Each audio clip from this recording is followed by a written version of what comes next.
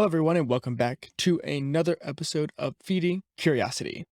On today's episode, I'm joined by returning guest and friend, Joe Jackowski.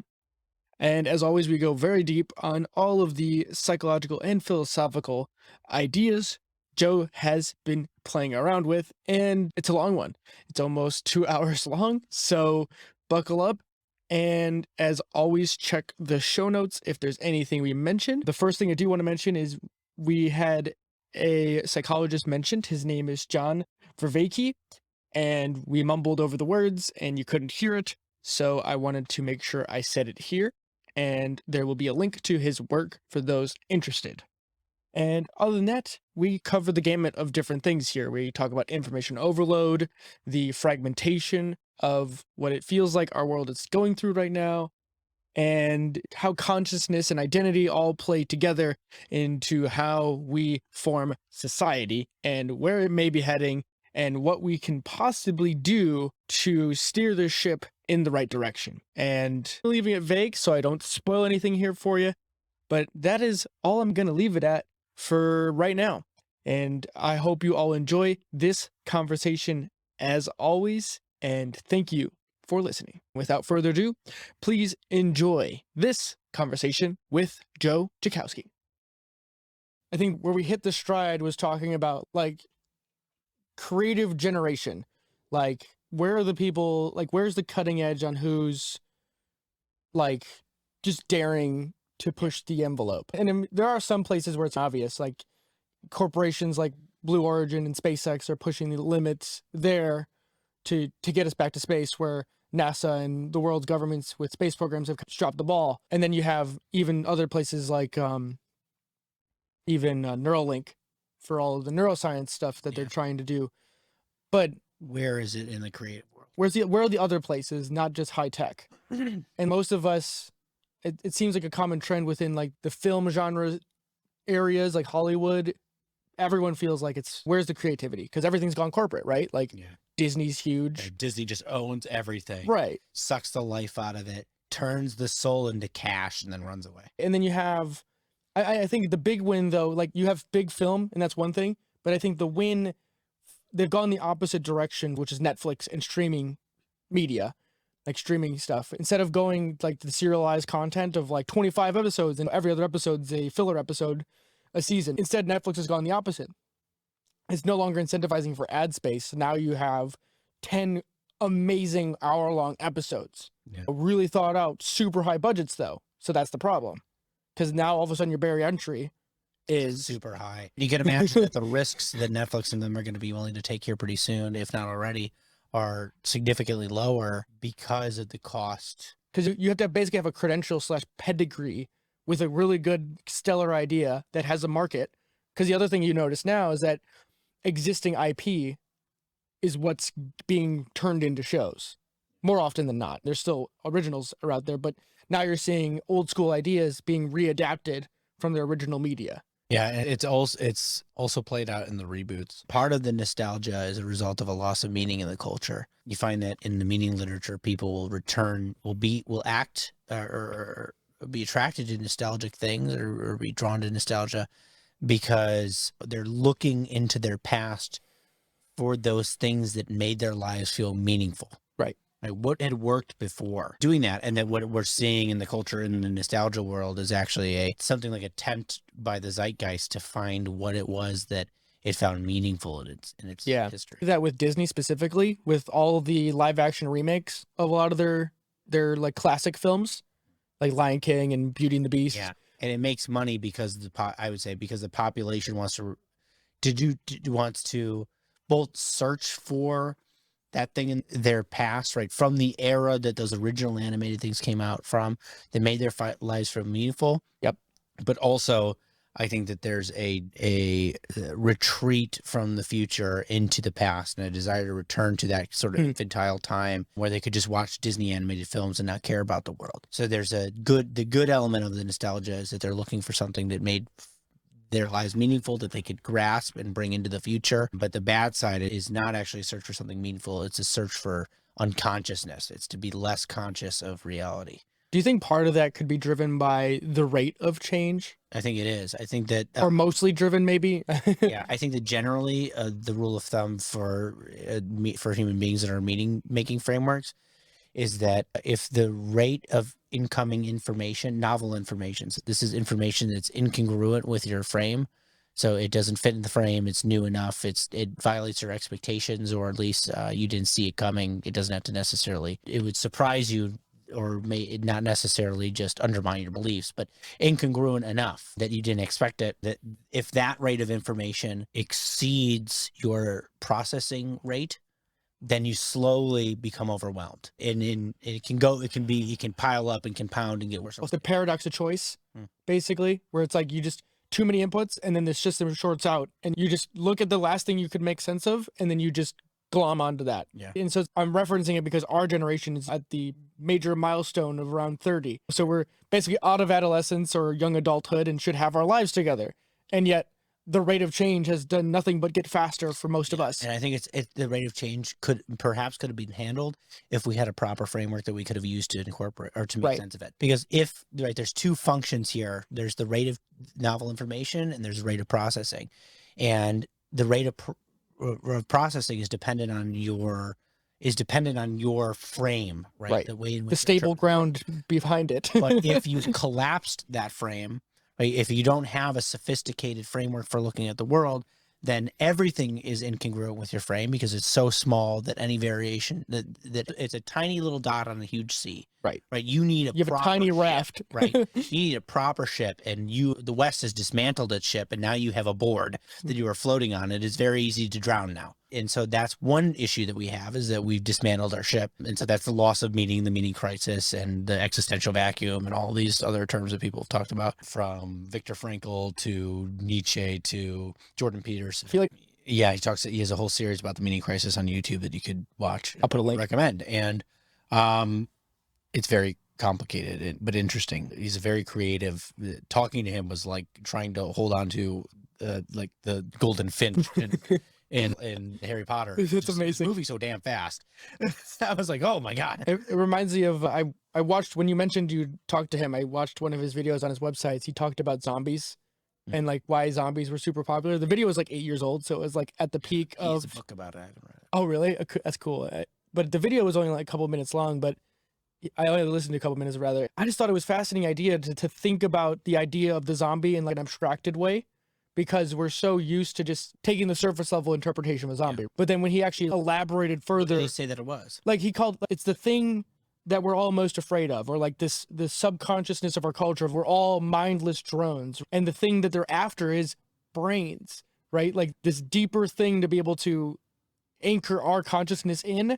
And I guess they're pack oriented, but they're not part of a community too. They're this weird mindless moving thing that's in search for this sort of collective intelligence that we hope that exactly. Yeah, sense of community. And I was like, holy shit, like I never thought about that. All of a sudden you have cultural motif is what you could call a zombie, and they've been around for a long time. But why all of a sudden in the early 2000s did they create so much mindshare with so many big hits, from I Am Legend to The Walking Dead to even like iRobot or stuff like that? Because that's like a technological version of a zombie. And it's like when you stop and think about it, it's, oh wait, there's something going on here. And then you have all of these people, you go a little bit further, classic media, in which you could all assume, like this is from a Western US perspective, but you would assume that a national media would basically, if you were from the West Coast or the East Coast or the Midwest, all of you had listened to the same 3 people, maybe, or maybe one of those was shifted one way or the other. But in general, you had a very concise viewpoint of the narrative of your culture. The American viewpoint was very obvious on to what is that you had your collective frame of the world was you were the influx of information problem. So we've talked about the death of God results in this sort of Nietzschean idea. The death of God results in the dismantling of the ship that the culture uses to navigate the high seas. Yeah, until you have nothing but a board, and you can hardly handle the swells of grand water that are nearly overtaking you. Even the smallest waves to a board as opposed to a ship seem to be a catastrophe. Yeah. But in the small community of just a handful of people. You don't actually, you can get around with a little rowboat. You're on a pond, right? And the amount of novel information that's incoming is minimal. Right. The scope of it is very much manageable for a smaller group of people, but it's almost like the internet now thrusts upon the individual like a nation's worth or a state's worth of information, right? Yeah. Like now all of a sudden the individual has to contend with multiple layers of their cultural collective. The idea of bullshitting where you sit down and you just talk shit and nobody really takes anybody's views. Like the water cooler moments or whatever you want, or happy hour, and I you guess. might even talk politics or sports and you're arguing, but you're not really arguing. Yeah. And the idea is just to bullshit. You're just bullshitting. And it doesn't matter if you're super wrong. It doesn't really matter the strength of your argument because you're not really trying to make a point, what sticks and what doesn't stick and what makes sense and what doesn't make sense. But now because of social media, if you try to write a bullshitting paragraph on Facebook, you're really just going, I don't really believe this. I'm just putting this out there and seeing how it goes. Maybe it'll be an interesting conversation. Maybe I'll learn something. That's no longer how it's viewed. It's viewed as a statement, like as if you are a politician making a political statement upon which you're going to found new policy. And that this is the level of seriousness. Everybody wanted a platform, so we democratized it. Now everybody has a platform. And it's treated like a platform where your bullshitting is seen as a statement from a podium. And so you make these statements just to make sense out of the world for yourself. And instead you're met with the kind of criticism and attacks and outrage and even fact checking that a politician would be scrutinized. And that's ridiculous. It's a misapplication. It's a misunderstanding of what it is that people are trying to do. And it is removing that kind of easygoing sense-making mechanism from the culture. It strikes me as something that is the average person is just not going to be able to articulate these things as a trained orator, like a politician or a scientist. Some guys can be like, well, I heard on the radio, bro, that something such and such. What how many scientists can tell you where what the name of that study was and what year it came from, right? How many people can cite this kind of information? There's a reason that's actually considered a fallacy in argument, is that if they can in state debate, it, you're not actually supposed to be like, where'd you hear that from? Because it's considered bad form because nobody knows where. Yeah. Listen, man, I've got it on my computer somewhere. I know it's true. I just gotta I can pull it up for you later. We're gonna waste all of our time. Especially if you assume both of you are talking from the same level. If you're both in a debate like that, both of you are reading the cutting edge all the time. So to say, did you cite your source? Right. And it's like douchey. 15 things. If I'm reading 3 articles a day, maybe I wake up in the morning, I go through the news, read a couple headlines, see which one takes a couple minutes to read. I'm like, oh, that's pretty interesting. And I move on in the day and I do some work and then I listen to a podcast with a reputable scientist. And then later I read a scientific paper. And now I remember some facts that I read during the week and I just tell you, I'm like, oh yeah, this guy said blah, blah, blah, blah. Or I just say, oh, this happened. Okay, this is true. And then you go, yeah, where did you hear from? I go, one of the 40 different places that I was listening with and the problem is that I can do the same to you because you were doing the same thing. And I can go, where'd you hear that from? It's, well, where did you hear that? And you never get there. It's just an infinite regress into, I don't know. Shit. Conversation over. And then you could do the same thing. If someone says a good point, all you have to do to rebut against it is if you listen to a podcast or something or read an article, where do they get their information from? Oh, and so then you destroy the whole reason to have a decent conversation. And you'll see this in politics. It's a right-wing leaning person is sitting there and you bring up a point to say that actually does is, okay, if that's the case, what do you say about this factoid? And they say, where'd you get that information from? And what they're looking for is, oh, that's left-wing media, so I don't have to take that seriously. Well, it's tribalism. The same applies in the other direction. Oh, you got that from Fox News, therefore it's wrong. The fact that it came from Fox News doesn't mean it's inherently wrong. It means that you're not going to take it seriously. But it's the same. You have to debate the issue on the argument on its merits. Does the argument stand or does it not stand? Because if I say that car is blue and the devil says that car is blue, the car is not blue just because the devil said it. Right? So you don't have to like the source for it to be true. Right. So you can't just dismiss these things outright. It's certainly obnoxious, and you can't. And one of the problems is there are so many platforms that nobody knows which, nobody has time to go over everything everybody has written or everybody has said, or which platforms are good or bad, and to go through all these debates and stuff.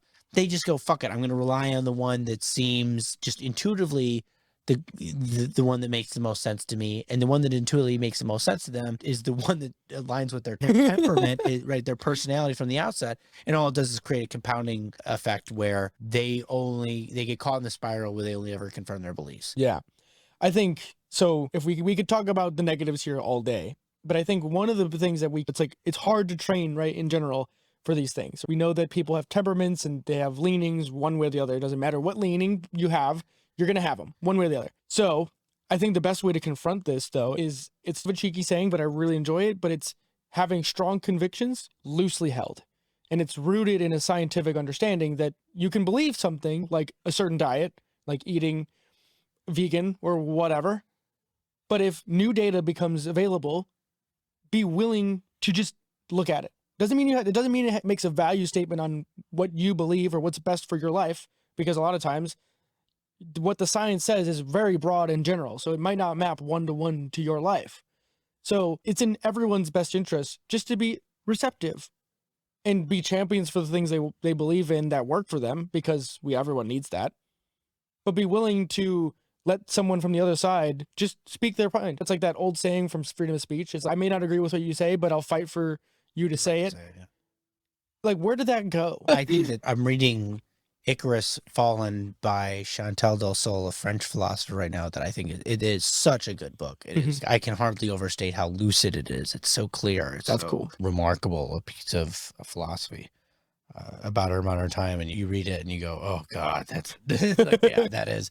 And one of the issue is that since we lost our belief system, Chantal del Sol argues that we're in this place that Icarus would have been had he survived his fall. And that you aim for these great heights, utopian heights in ideology, these religious heights, and they all led you to these terrible outcomes.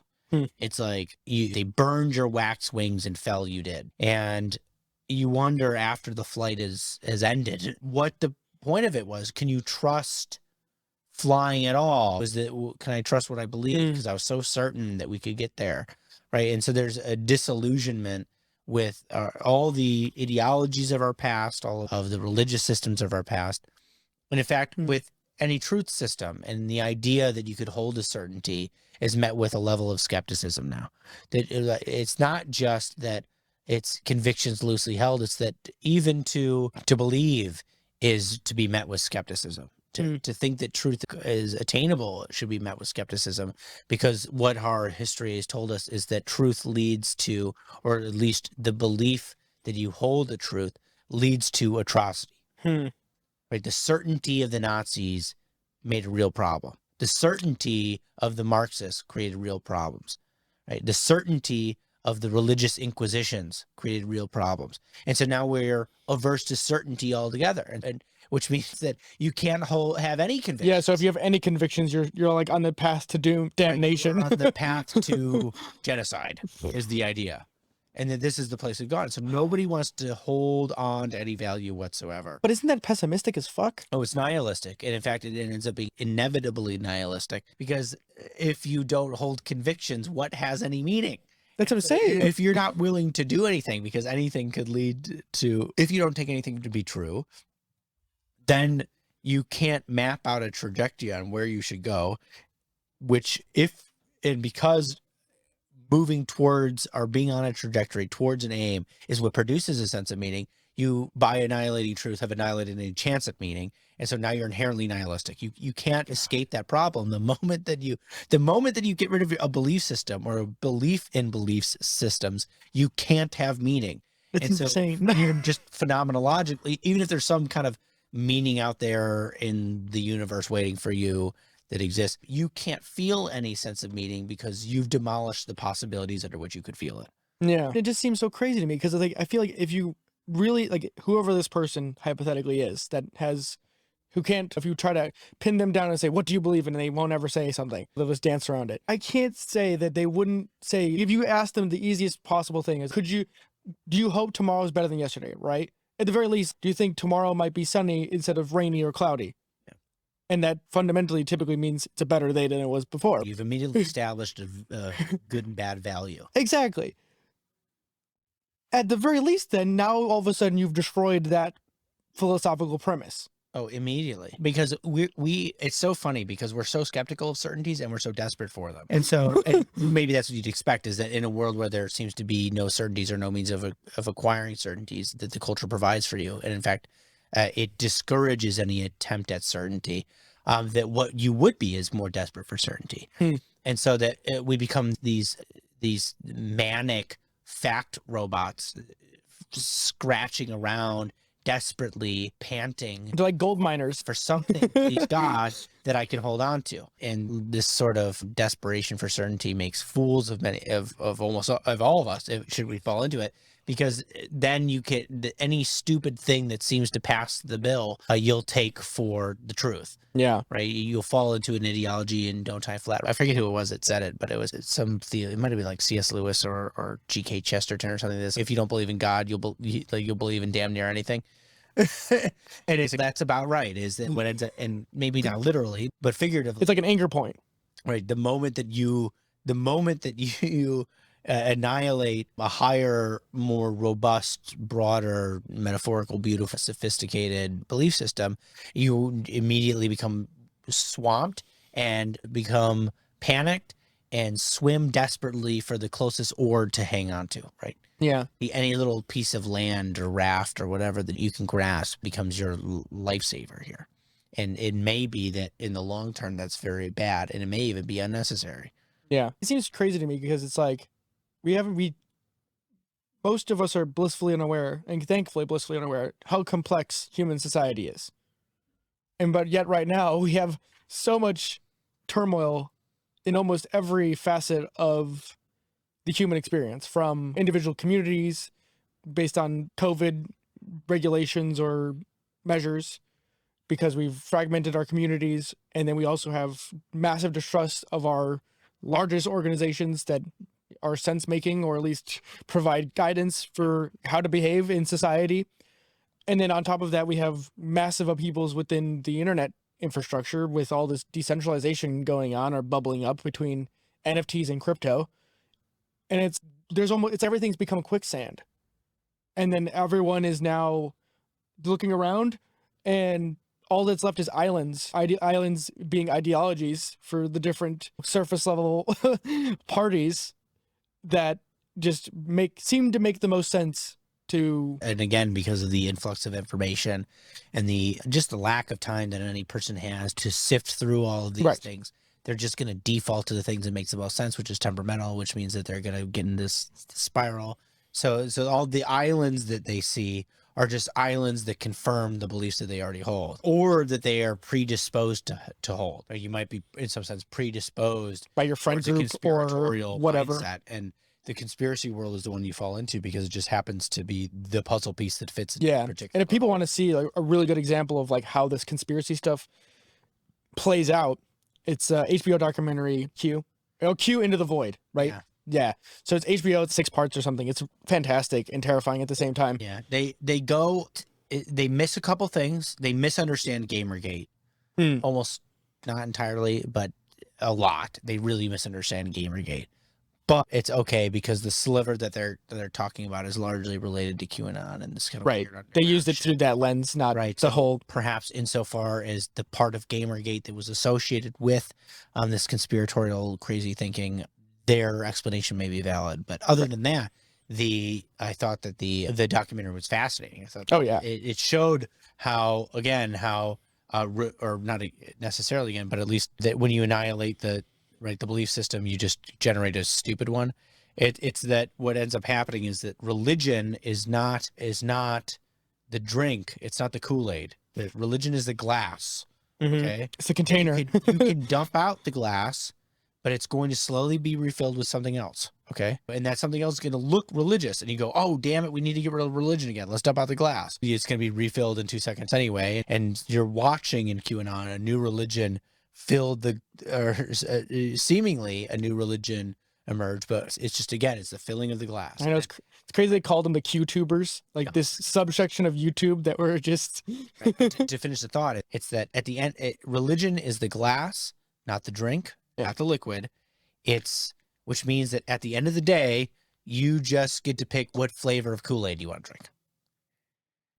And you want the best possible flavor you can make, because the hot pepper steaming pile of shit flavor is not the one that we want. That's not the flavor that we want. Nope. We get to pick a flavor if we want to, and hopefully it's a good one.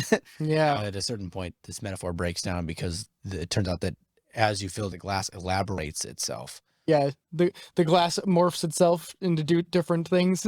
Yeah. But anyway, that's what I thought was interesting about that world, is that I see. There's this whole new religion being generated, largely on the right, which is, it's interesting to me that the right is the conspiratorial ones. I'm not really sure why that is. I don't know. It's an interesting one because they're typically is usually attributed to Christian values. I don't know if it's just that rural values, I guess. Christian values allowed, like the fundamentalist evangelical values were a practice session for this sort of mystical thinking, and when that gets cleared out, it just takes on a conspiratorial frame and or paint instead. Or like structure was generated over. Yes, or it's just people drop their I don't know. more fundamentalist views. It leaves a void that's more easily and just immediately gets attributed with another kind of Kool-Aid. Right. It just boop, there it is. And I don't know if it's that in practice they were constructing the glass with the tools of evangelical Christianity for years, and suddenly they drop out the glass and here it is. I don't know. It's interesting. See, I can't believe the conspiracy. Like I'm not afraid to go into the conspiracy stuff and just poke around. It's more of like I'm a tourist. I don't believe it. Right. But wow, this is crazy. What's underneath here? But oops, wrong one. But I guess when I was younger, it was more of like drop religion wholeheartedly and then turn to science, which some could say is turned into a religion in some respects. Yeah, I would say it becomes manic. Is that there are two things happen? Is that one, immediately, if you think that you can have a view from nowhere and be an objective observer, you're an idiot. Your entire system of thought is an elaborated form of taking a perspective. Right. We took a perspective because we are a saw the world, and then we were able to abstract out from the actual physical procedural experience where you had to interact with the world a means of episodically of representing the world. And so you could have abstract imaginative thoughts. You could create a narrative in your head and view the dream, or you could daydream about something that could happen. But that's predicated on the underlying reality. And then you can abstract it even more using your neural elaborated evolved framework and have just pure symbols that are mathematical or linguistic. But all of this, when you follow it down to its base, comes from a perspective in the world. You need the smallest possible unit is an individual. You do not have the capability, period, of taking a perspective from nowhere, of having an objective view, period. You'd have to be God or godlike, whatever that would be. What it is that God would be seeing doesn't even make sense. Because if God is unlimited, right, then he doesn't have a perspective. He's all of them all at once. It's all perspectives, but all time. It's all things. And it doesn't compute to our viewpoint. In all places from all. Yeah, the idea of time doesn't even exist. Nothing exists. Yeah. No thing exists. Because it is the beer can that I'm holding. Is that a beer can? Or do I zoom in and it's aluminum? Or do I zoom in and it's an atom? Or do I zoom in? What am I looking at? Or do I zoom out and it's a room? Or do I zoom out and it's a house in a country, in a nation, or in a planet, in a solar system? We can just play this game forever.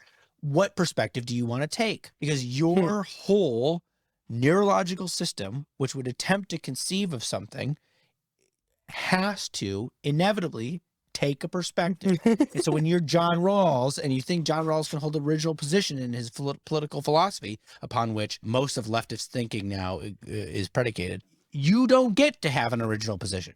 You don't get to have a view from nowhere. You don't get to look down on society without an identity, without a viewpoint, without pre-held beliefs.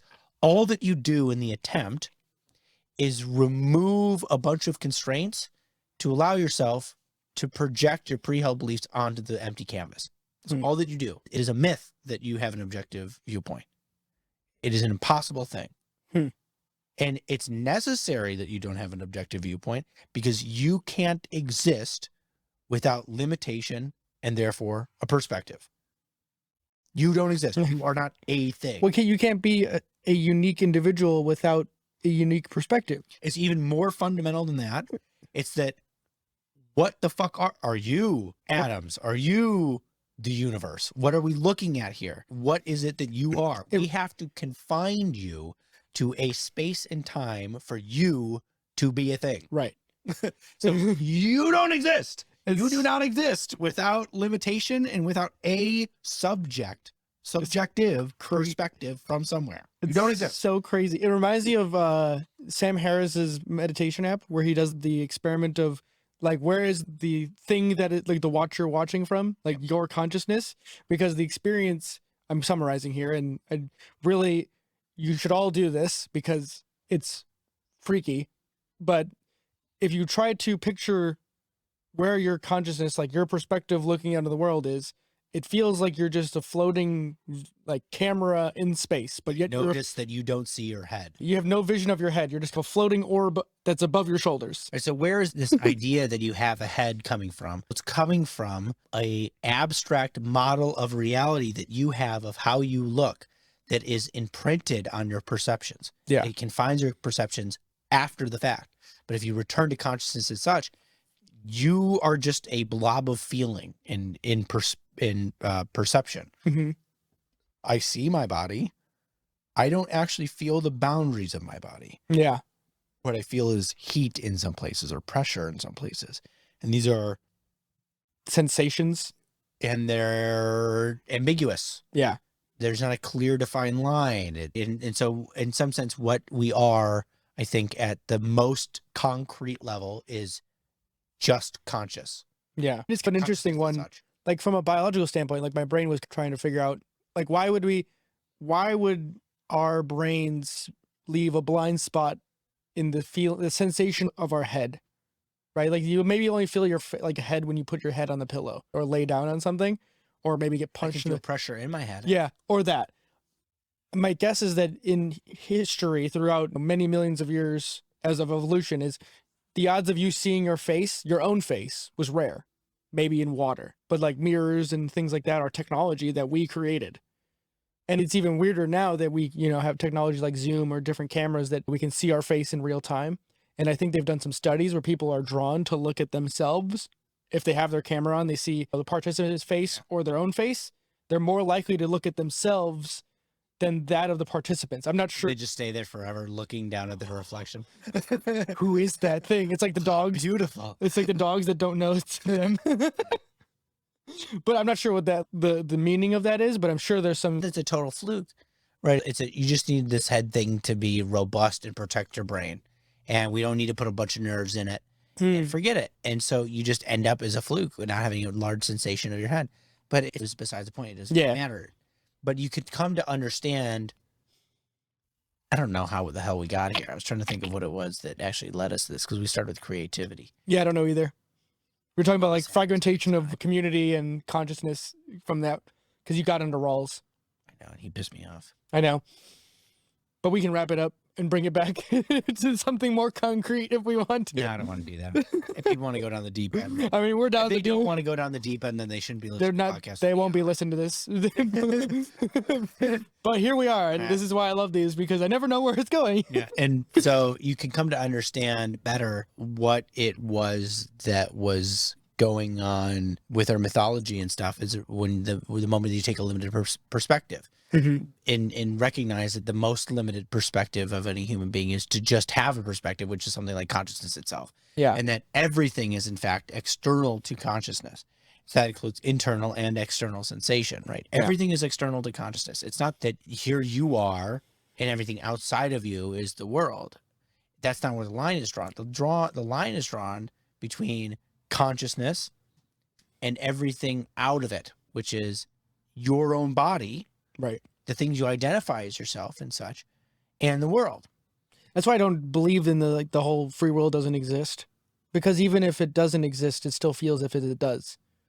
Because like our consciousness is elaborating, maybe, or we feel like agents in our elaboration. I think that the most interesting argument I've heard that I can manage against the idea that there is no free will, it comes from this idea of consciousness. It's okay, so you're conscious. If this conscious, and what we mean by free will is that I can make it conscious, like I am aware, I make an intentional effort. And people like Sam Harris will say that, in fact, you can meditate in such a way that even the intention feels outside of consciousness, and that this is detached from consciousness. And as a result, even that's not proof of free will. It's like, because the I that you would assume is making the decision, which is consciousness, seems not to be involved in the decision. Yeah. Fine. I think it's, but one immediately wonders, okay, if consciousness has no means of causally influencing the world, why the fuck is there consciousness? Yeah. Why would it exist? Right? Why does this exist? And why does it seem like it accrues some sort of benefit? Is a camera dropped on, like some witness dropped onto a biological machine that operates entirely on its own. What the fuck am I doing there? I can just leave and this thing could just do its own thing without me there. Yeah. Okay, so that's weird. But the other thing is that, and why I don't really buy this exactly, is pretty obvious, which is that I talk about my experience. Okay? Which means that there's a causal role in my experience with, like, the machine is talking about the thing that supposedly has no causal role. Right. If you made a robot, would the machine be talking about its experience if it had no experience? Right. No. If I was an engineer and I made a robot that started talking about its experiences, I'd be like, fucking turn this thing off. And maybe it's talking about nothing because it doesn't have actual experience, but I actually know that I have experience because I'm having experience right now. So I know that I'm talking about my experience. So if my experience has no influence whatsoever on the machine upon which it rests, then what? Well, actually, that just doesn't make any sense. It's even more interesting too, because we find the works, like autobiographical works of past humans, to be valuable. You know what I mean? Like Marcus Aurelius is like the first example that pops in my brain. Okay. Like we still find the words of a guy who is thousands of years old, and applicable to our experience. And so why is that the case? That would work. Yeah, it shouldn't make sense if we're just. Why does his experience? Why does his words? Let's say he didn't have consciousness. He was just a biological machine. Right. They were just talking nonsense. Why is it, in fact, that thing seems to map onto the experience of every individual, if what he was talking about was something he didn't have access to? Yeah. Yeah, that's pretty interesting. Because it would make sense even further, like the religious stories of any of the religions of the world that have, like, survived for thousands of years. But okay, so that's the part about free will, and we're not going to solve that here. But you can start to see the consciousness becomes the initial outpost in reality. Yeah. Limitation is the most foundational thing. All right, nobody's going to deny that anything is limited. In fact, for anything to be is to be limited. To be is to be limited, right? So we take that as foundational. You take consciousness as the first outpost. You recognize that consciousness is separate from the body and from the world. Yeah. And as a result, that insofar as the body reacts to something in the world simultaneously, then it is very easy to fuse those things together. And so much of the world for the limited thing seems to be necessarily fused, is that it takes, and in fact it's necessarily fused because we're limited. We have to elaborate ourselves into something more complex, yeah, that has the ability to differentiate between subject and object. And at some point, we didn't have that ability.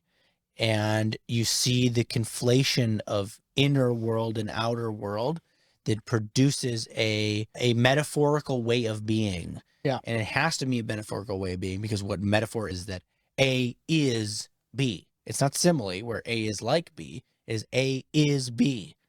And the thing that the limited thing is looking at is a conflation between, or confusion, is a fusion between subject and object, is my subjective experience and my objective experience of the world all simultaneously together, because I haven't elaborated and developed the hardware by which I would differentiate the two.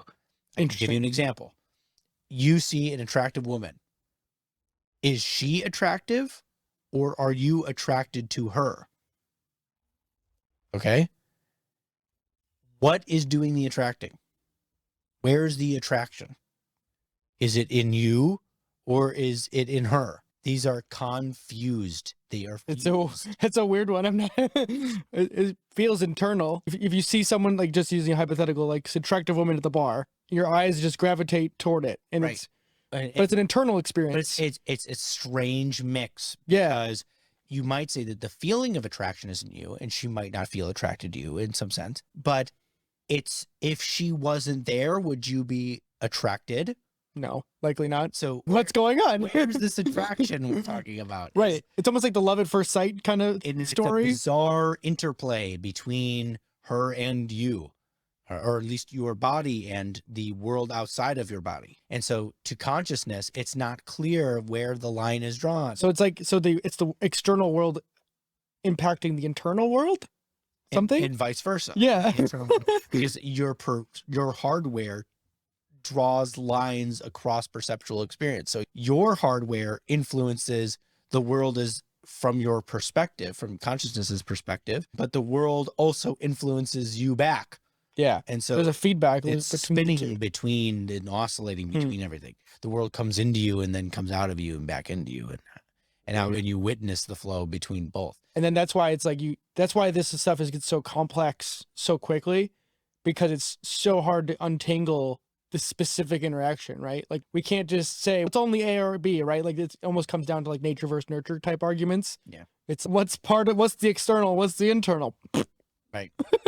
And I would say all of it's actually external. It's all external. That we've drawn the line wrong. We think internal is at the body, but that's incorrect. It's that everything is external to consciousness. And consciousness is the most fundamental piece of identity. And so you can understand Jungian, what do you call it, participation mystique. We got this from a sociologist named Levi Bruhl. That's actually a hyphenated last name. I forget his first name. But the idea of participation mystique is this weird way in which people are connected to seemingly external objects to the point of identity. Oh, weird. Extreme version is totemism, where you have a totem. It's an animal companion that is you outside of the world. Or you see this more obviously in that you wear clothes that express your identity. We just elaborated it further. Those clothes. So now it's like brand loyalty today. Yeah, this is an expression of your identity. The brand is an expression of your identity. Now, I make a distinction between identify with and identify as, and that participation mystique is the extreme version or on one end of a spectrum between identify as and with. And identify as is the fusion between my subjective experience and the objective that would occur as a result of your limitation and your inability to, or lack of hardware that would be sophisticated enough in order to differentiate between these two things. And so I am the animal. I am the Horcrux is a good example in Harry Potter. Yep. I am the elk. This is me. This is a part of who I am. And you might say, I am my body is a confusion that we'll have now. Oh. I am attracted. So this is a little bit of a probably tangent, but would the idea like that brain in a vat theory, or like uploading your consciousness into some sort of technology, would that break down in this framework? Because to me, it sounds like you need the physical world to have a perspective. Yeah, because like you need a vehicle.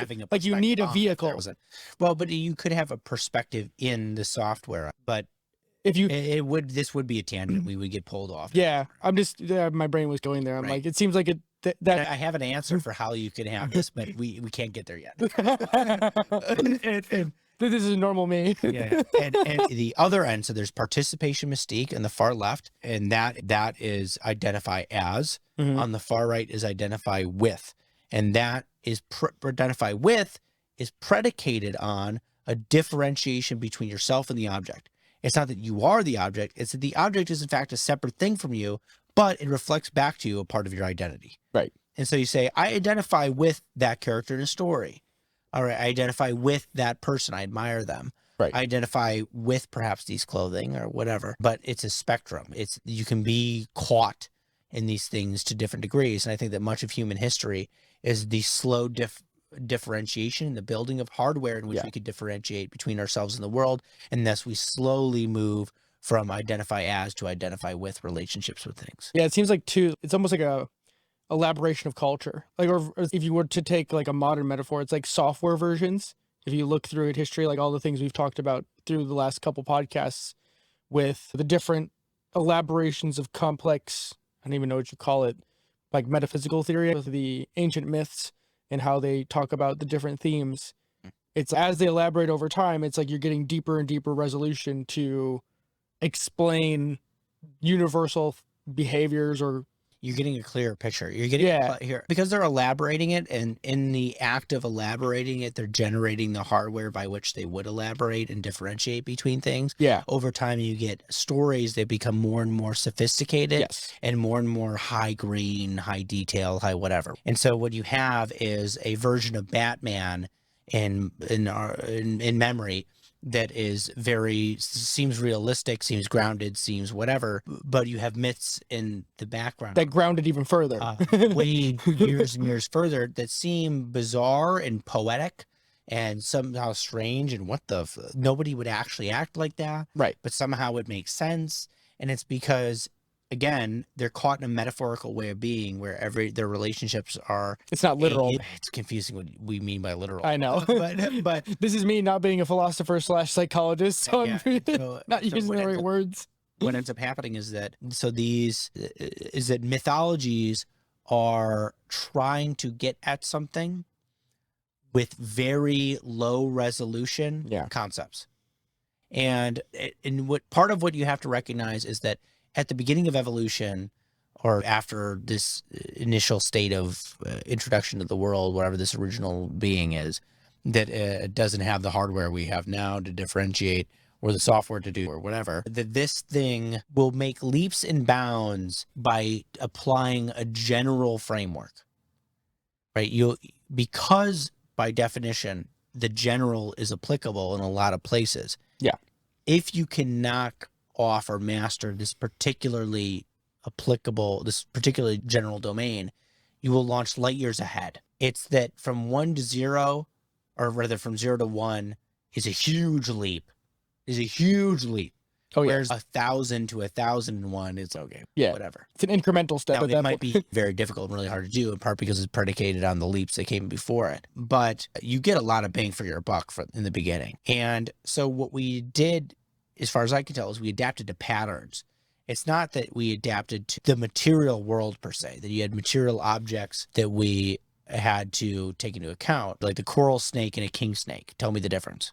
I don't know. They're black, yellow, maybe white and red, and one of them's poisonous. Other than that, I got nothing. I can't tell you which one's which, and most people can't. Both are bad. and their material differences are clear. They're a different organization of DNA, of the way their scales and the colors they're bounced off those scales, and all these things, the material that constitutes that reflection. So the material is different, but in most minds, those things are just snake, dangerous. I'll figure out which one is the more dangerous one later, because right now, not fucking relevant. It does not matter for my survival which one is which. It matters that I get the fuck away. So in some sense, we adapt to a material substrate independent pattern. It's that the matter doesn't matter. What matters is its relevance to you. Okay. And so in the beginning, we looked for the most relevant patterns to which we could adapt. We adapted to patterns, not to material reality. And so one of the the patterns are or become archetypes. They are general low resolution concepts of the nature of reality that are functional adaptively. They are evolutionary functional, right? Yeah. They are survival relevant. They speak to the subconscious, right? Like we don't even think, like they're so foundational, we don't even think about them anymore. And so your brain ends up being constructed like a tree. You have a trunk that is broad and bulky and not differentiated, and then it slowly elaborates, and then you have big limbs that come off, and these are still broad and bulky, but they are differentiated. So you have multiple limbs, and then these turn into little branches and little branches, and it gets more and more elaborated and sophisticated and complex. But it's still, right, you don't just have a tree branch, you have a tree. Right, you have to have the whole thing. Branch of the tree. And so you still have that primordial, ancient, metaphorical, broad, low resolution way of thinking in your unconscious. And it frames your perspective that you necessarily have because you're limited and because you can't actually exist without a perspective or being limited. And it's interesting too, because it seems like in some sense we've lost touch with the ancient parts of our brain, which is ironic. We don't believe they exist, right? Because we think that religion is the liquid in the cup. It's not the cup; it's the goddamn glass, and you'll never escape the glass. Is the trunk of the tree. The glass is the metaphorical underlying structure of your cognition that frames your entire perspective. So you dump out the glass, and all that happens is it slowly gets filled, and you think you're fucking rational, but you're not, because there's a huge part of your brain that isn't trying to be rational. It just thinks about patterns. Rational. Yeah. It doesn't have the hardware to be rational. And it's not like you lobotomized yourself when you stopped believing in God. And even if you did, you would just die, which is interesting. And so you still have it. You're still there, and all you're stuck with is... You're still the ancient version of you. The shittier tasting Kool-Aid. Congratulations. Now you just removed all the richness in the aging. Not that the Kool-Aid we were drinking can't spoil, but you see what I'm saying. If you want to know where the future's going, you have to look to the past. And I can explain why that's the case. Because the reality is fractal. In chaos theory, they came across this problem because the moment you would zoom out, you went, uh-oh. Like the world looks linear and predictable and like a machine. Right. In which nothing matters at the scientific level, but the science reduces. It takes things out of its context and looks at it abstractly in a very specific lab setting, and it appears like a linear relationship at that level of zoom. Right. You've zoomed in so close that you have no choice but to see this. But the moment you zoom out, it stops being a line and starts being a spiral. If the circle closed, if it was a line that came back to its original center or original position, then you could predict something. You could say, okay, in this amount of time or at this rate or whatever, it's going to come back to this place. But history doesn't do that. Clouds don't do that. The ecosystem doesn't do that. What it does is look like it's going to be a circle, and it comes back to the same position, but it never actually contacts itself. It becomes a Lorentz attractor, where there's all these representations of this in mathematics, is that it's a pattern that exists, but it's only a macro pattern, that doesn't actually repeat, Yeah. but somehow the pattern maintains itself. It's still the same pattern, but it's not a predictable pattern. And so you have a cloud, but no cloud is the same. So it never returns to itself. It never returns to the beginning. The same for like snowflakes too. Yeah, and snowflakes and anything else in nature. And your heartbeat, by the way, acts in this way. It doesn't actually. Oh, interesting. At certain points, you go and it'll and then get back on cycle until and be all fucked up again. That's funky. Right, your whole body does that because your body is an ecosystem, the same as the ecosystem is an ecosystem. Right. And it makes it entirely unpredictable. And in fact, when they applied chaos mathematics to heart arrhythmias, they had a lot of benefits that came out of research in this because they went, They did the same thing for cities too. Cities have a heartbeat. They called it something. They were like nonlinear mathematics or something. That's not surprising. Which is pretty funny. Yeah. Because what is mathematics if it's not linear? But apparently chaos theory. Yeah. And so nature is this bizarre series of patterns that never actually repeat itself. So we adapted to the pattern because if you adapted to a line instead of a spiral, you would just walk off a cliff. You're no longer with your model work because Yeah. reality has changed as you were creating that model, and when you go to apply it, so you just adapt to you adapt to the patterns, your material reality as such, because reality is too complex and it's constantly changing. Your Heraclitus, who said that no man steps in the same river twice because he's not the same man and it isn't the same river. That's what it is. So you are stuck in this, and so you adapt to certain patterns, but because reality is this spiraling thing, you can return to one level higher, but the same position. Yeah. Right? So you're standing directly over where you were standing on the floor before. You're not in the same place. This isn't predictable, but you have a sense of the position. And so if you can read these huge patterns across history, then you can make a prediction about what happens next, because you're not looking at the minute details. You're not looking at the reduced scientific thing. You're looking at the massive, non-linear, often narrative and imagistically represented patterns. And so characters like Camille Paglia, who do this from the Stone Age onward, and across art and culture, see that it will say things like freedom is followed by sadomasochism. And what that means is that when human beings get the freedom and liberation that they wanted, they find that the influx of information is more than they can tolerate, and they attempt to bind it. And this gets represented in the cracking of the whip on humanity again. Does that sound familiar? That's exactly what's happening now. And then especially in the sexual domain, where we have sexual liberation and freedom. Now we find the freedom intolerable, and there's an influx of sadomasochism. Why is there an influx of sadomasochism? Because it's an unconscious representation of the desire to be controlled, to have some amount of control, to reduce the amount of information that's coming in because you're overwhelmed. I was trying to think, I'm like, where was the last time big history moment of fragmentation or large upheaval, right? The collapse of the Roman Empire was the first thing that I thought of. And it's, oh, that's ironic. Paglia argues that that's what happened. So what the Roman Empire did was it expanded itself. It had a bunch of stupid wars, and it made everybody a citizen. And so the idea of a Roman identity got expanded and democratized. But it went too fast. It dissolved the idea of a Roman identity. And so there's no, in some sense, there's no reason to keep the empire around anymore. And we're all Romans anyway. And say, fuck, we're so sophisticated. Look at us. We no longer believe in identity as a Roman. Everybody is a citizen. Look how progressive we are. And then what ends up happening is that there is no Roman identity. Nothing matters. All the borders are dissolved, and they become super decadent. And then, here come the Huns and the Vandals, people who have conviction and order, and they know who they are. Exactly what they fucking are. And because you don't know who you are, they can knock you over in 2 seconds, and bang, collapses the empire. Right? Because an empire or a nation is predicated on a psychology. Right? It's that you have to have the right mindset to maintain a nation. And when the mindset dissolves, the nation inevitably collapses after. It makes sense why in times of this, where it's chaotic and fragmented, why people crave strong leaders, because they become an anchor point to say, we are like that guy and or girl. Strong man arrives it arrives in the culture at the moment where things are chaotic, right? Because people are crying out unconsciously or otherwise for order. Yeah. Because things are too chaotic.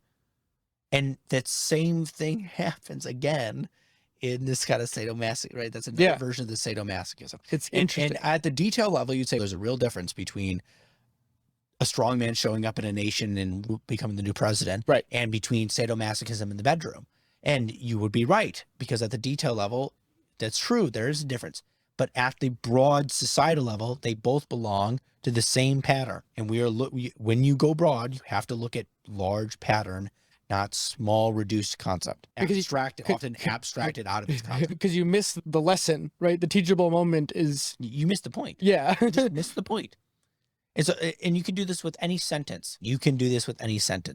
I'll take that sentence as a sentence that we can ruin by taking it out of context. Okay, what do you mean by sentence? What is a sentence, right? Defining for me a sentence. Let's zoom in so far that on that single word and that single issue, and we will get to a point where you never actually complete a sentence. Every word has to be justified. What is a sentence? What's justifying? Like, you just keep breaking it. What is this? What is it? It almost sounds like when little kids keep asking you questions. Why is that? And why is that? But it's like the stupid version of that. Right. because it's not like they're trying to actually understand It's like, something. we can reduce this all the way down to insanity and never arrive at anything ever. I'm proposing the opposite. We zoom out. Now you can zoom out so far that You miss everything. all that it ceases to be predictive. It becomes just a description. The universe. Or Okay, the there we go. planet. I've zoomed out so far. We got everything. Right. Reality done. Yay. Woohoo. So much to do. What does that tell me about what's going to happen or what I should do or anything Right. about my life? Nothing. It tells you fucking nothing. It's just a Hey, it's description. almost like you have to set limits again. Right, and you have to take a perspective. And which was the fact that this was that this sort of zooming out isn't predictive, is just a description of reality, was actually one of the arguments that was or counterpoints or criticisms that was levied against chaos theory. They said, this isn't science. It doesn't predict anything. It's just a description. And I think it was Mandelbrot who said something like, this is the most brilliant description of reality. And you could see this fine. You zoom out too far, it's just a description. You zoom in too closely and it's Too specific. mania. You get Or rather, it's just noise. you miss the point yeah. entirely. It's like when you zoom in on like this audio wave that we're recording here. You zoom in too far, it just sounds like I gobbledygook. went on a date once with a chick and we were hanging out. We walked through a park by Fox River and we're just talking, getting to know each other. And then she invited me back to her apartment, or she's actually staying in a house. And we just we're still talking and we ate some food and hung out. And she wanted to play Jenga. And she was playing Jenga very seriously and kicked my ass. And I was like, this is very strange. I was like, she didn't care about this. Honestly, I think she was on the spectrum. But she got so fixated on this game and trying to win and the seriousness of the game that by the end of that night, I told her, it's not about the game. It's about you. I am here to understand you. I am on a date. These things are all means to understanding, okay? Why are you fixating on the game? Right. On Jenga, okay? Science is very helpful. And if you push it too far, if you reduce things too far, you're fixating on Jenga and you're missing the point, okay? Well, you're just looking at data points, basically. Like you're just, okay. I do X, right? It's like, in this study, with these methods, under these conditions, at that time, in that country, in that lab, in that very room, at that moment after lunch, which by the way matters because judges will administer more harsh verdicts before lunch than after lunch. That's hilarious. Right? Because the time of fucking day, or at least the time after or before you've eaten. Never make a verdict on an empty stomach. The way in which you make judgments and make decisions. This level of detail, this thing is true. Okay, that tells me nothing. Scientists know this. One study says nothing. So you look at one study and it's okay, that's really cool, but we need to elaborate on this. And maybe you get 1,000 studies and a bunch of meta studies and look at all these things, compare them, and then slowly but surely you start to paint the broad picture, and you get broad enough that you can get a sense of the commonalities and the general pattern of things, and then now you can make some real conclusions about the nature of people and reality. But you reduce too far, useless. You lose, you miss the point. But if you zoom out too far, you just get description. You can't predict anything. So you have to find a happy middle ground in which you can operate. And in order to understand what happens next on a cultural level, you have to understand these broad patterns across cultures. And I think in order to understand that, you need to understand Eric Neumann's The Origins and History of Consciousness and Camille Pallia's Sexual Personae. And these are nearly impossible books, and I suggest you read them in that order. Because Pallia, at best, is almost manic to read. Really? And dominating. That book dominates you into her worldview. It really. That is hilarious. I've had this thought before about books, especially nonfiction books, is that you're not just reading words on a page, you're reading the thinking of another human being. And sometimes you're thinking like them. You empathize with the author. Right. You walk a mile in their shoes. Yeah. You're doing, and you become them in the act. And so and Pallia makes you. Right. That's intense. She's a dominating personality if you've ever heard her speak, and especially in her writing. I'll have to listen. I think she's been on Peterson before, right? She has. I'll have to listen to those. You listen to her lectures. Lectures, okay. Especially the older school one. So she's sort of manic and domineering at best. And if you don't have the framework to understand her, she's schizophrenic. Because she just moves so fast that you just don't understand. What are these connections you're drawing all over the place? It sounds crazy. But if you understand the framework that she built on, because she was influenced by Eric Neumann's books, then you can get down. I mean, it's crazy how much Jung has influenced people. The people that are emerging into understanding Peterson might be the most accessible way to get into this. If you read Jordan Peterson, actually Maps of Meaning is rough. I haven't gotten Maps of Meaning. I do want to get the audiobook for that one, but the audiobook is much. I like his newest book. I thought this newest book was those are super really accessible.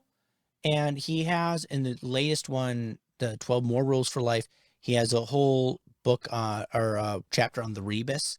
So he gets into this kind of, which is a alchemical symbol that's half man, half woman.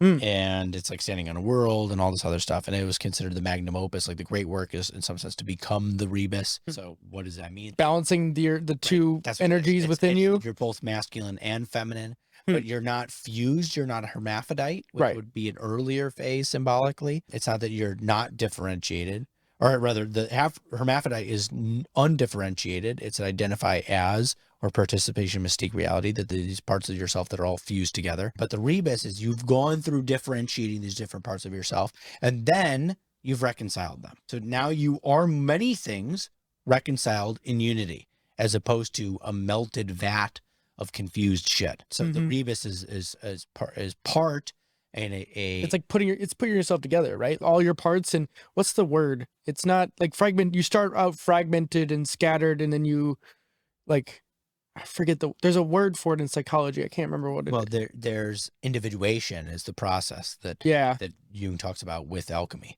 And alchemy is a strange thing that happened before object and subject were differentiated.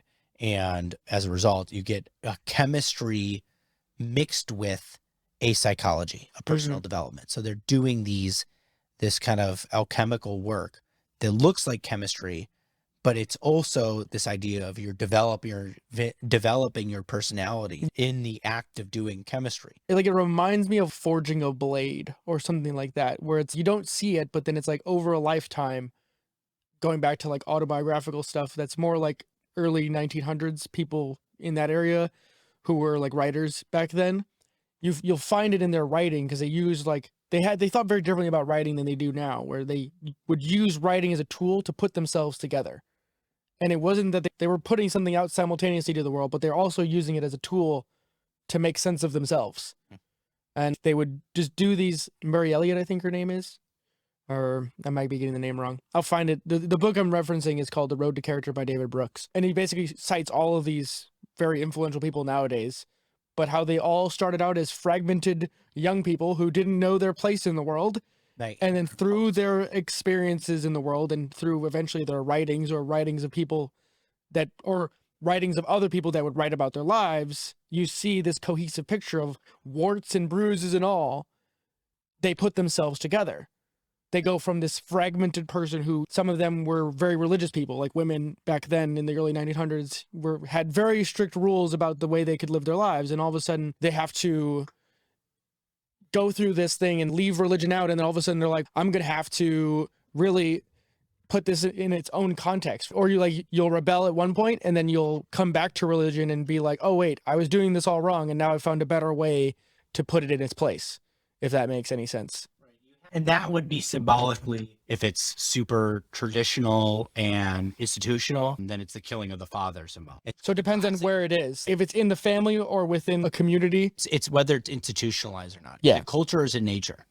Right? Is it a religion of the heart, or is it a religion of the tradition or some institution? And so you get this across, it's a mythological classic story or archetypal pattern, where what a person has to do in order to individuate, to reach the state of the rebus, to have a unified self, is that they have to first kill their impulses, kill their nature, right? Kill mother nature. That's why it's the maternal within themselves. Then they have to go and they have to kill the father. They have to kill culture. They have to kill tradition, the part that has control of, that maybe built them for what's good of it. The same as nature brought you into this world, the same as culture refines you in this world. You have to kill that. And then you have the freedom to take the parts of both of those things that you wish to, having mastered them, and use them to generate a true individual identity. Yeah. Okay. So there's a part of this. This is you become the rebus. You're both female nature, the body and feeling and emotion and everything that comes bottom up within you, Yeah. impulse and all this mastered. You have that as a part of you integrated, and you have part of the culture, the part that it was learned and passed down to you and encouraged and enforced even, and this ordering, disciplining part of the world. And you've taken those parts and you've incorporated that into you so that they have a good relationship with each other, so that they're unified, so that you can use them to master your world in that moment in time.